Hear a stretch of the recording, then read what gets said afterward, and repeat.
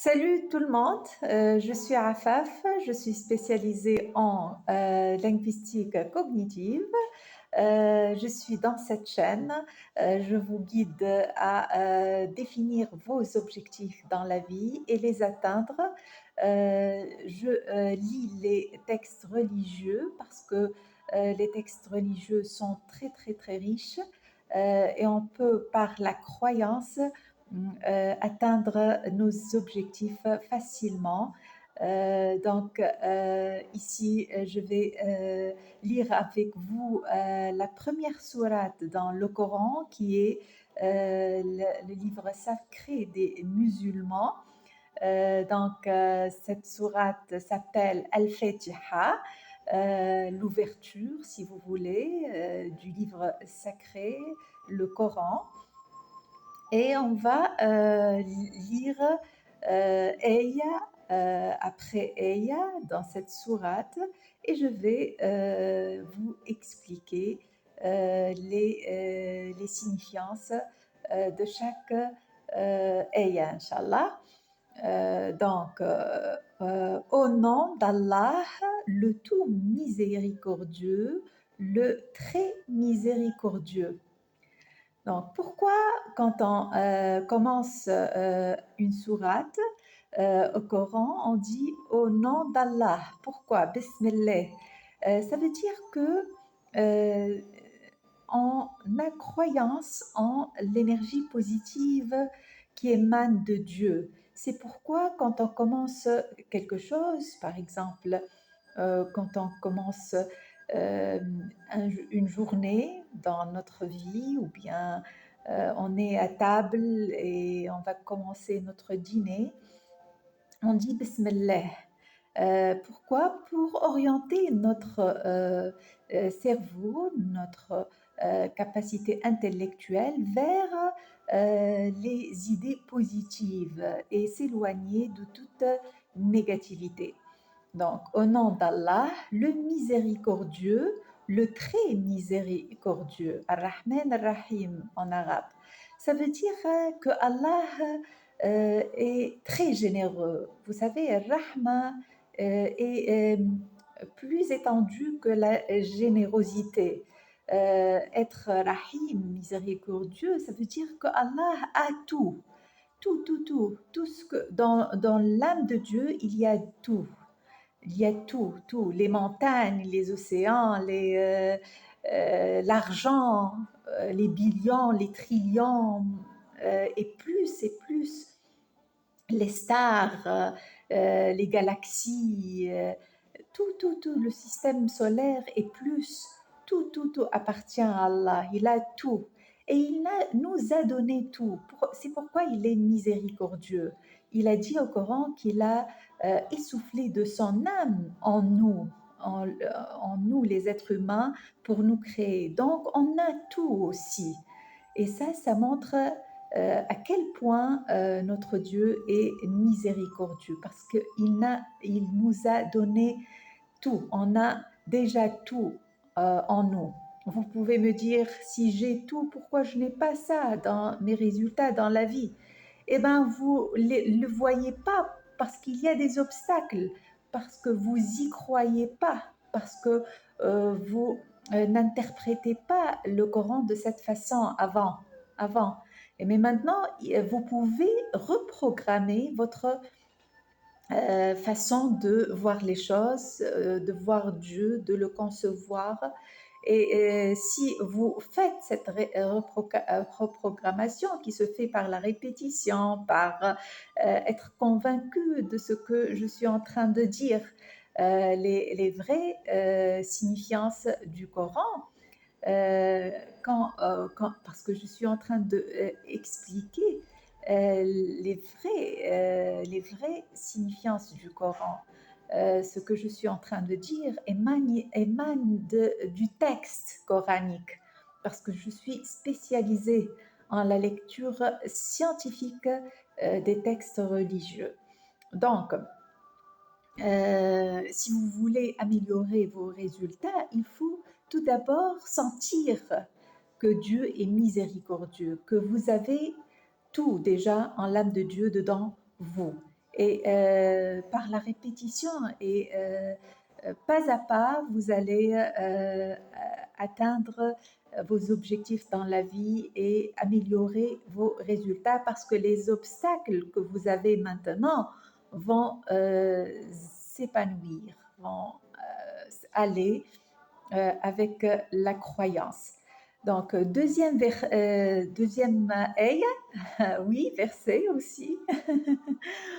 Alors, louange à Allah, Seigneur de l'univers. Qu'est-ce que ça veut dire louange? Ça veut dire alhamdulillah en arabe. Pourquoi on dit alhamdulillah, louange à Allah?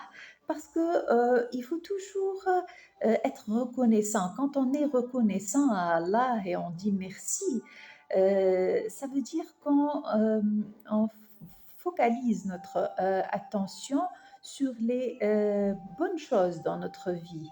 Et tout ce que vous vous concentrez sur va être plus. Dieu va vous donner plus de ça. Va vous en donner plus. Pourquoi? Parce que vous focalisez sur les bonnes choses. Toujours on a des bonnes choses pour dire Hamdoullah, you know, tout. Regardez même à votre corps, vous allez dire Hamdoullah pour mes yeux, pour mes lèvres, pour mon nez, mes oreilles, mes mouvements, tout. Il faut dire Hamdoullah, ça c'est très très important parce que même si vous disiez Hamdoullah, vous disiez merci aux autres du fond du corps, you know, merci pour vos amis et tout, du fond du cœur, ça aussi c'est un genre de remerciement pour Dieu. Pourquoi? Parce que l'âme de Dieu existe en nous, tout le monde a l'âme de Dieu et on est connecté par cette âme-là. Donc, louange à Allah, Seigneur de l'univers. Qu'est-ce que ça veut dire, Seigneur de l'univers? Ça veut dire Allah a tout, il gouverne tout, le monde matériel et le monde spirituel. Et le monde spirituel existe est incarné au monde, dans le monde physique et le gouverne. C'est pourquoi votre corps est gouverné par votre âme, qui est l'âme de Dieu. Donc, troisième verset, le tout miséricordieux, le très miséricordieux. Donc, ça, j'ai expliqué. Quatrième verset, maître du jour de la rétribution. Qu'est-ce que ça veut dire que Dieu est maître du jour de la rétribution? Qu'est-ce que c'est la rétribution? La rétribution, c'est le jugement. Le jour du jugement, c'est chaque jour que vous êtes en train de vivre est un jour de jugement. Pourquoi?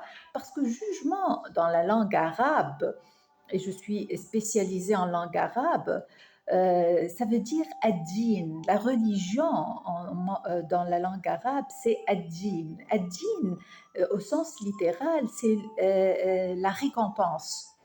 Et chaque jour, Dieu nous récompense. Chaque minute, il y a une récompense. Tout ce que vous êtes en train de vivre maintenant, c'est une récompense. Que vous le sachiez ou non, c'est une récompense. Ça peut être une récompense positive ou négative.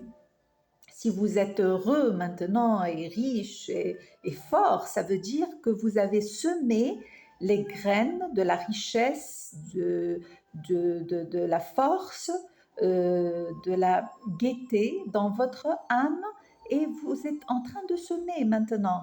Le contraire, ça veut dire le contraire.